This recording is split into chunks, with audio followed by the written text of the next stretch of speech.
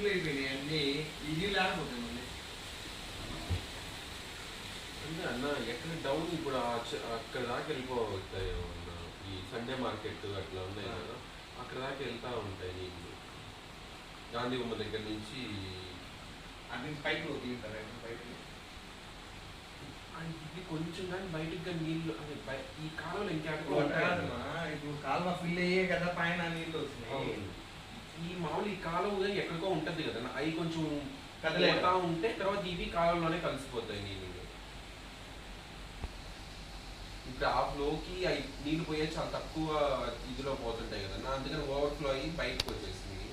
కొంచెం నిదానంగా కాలువలో నీళ్ళు బయటకు పోయినప్పుడు ఇవి కాలువలోకి వెళ్ళిపోతాయి.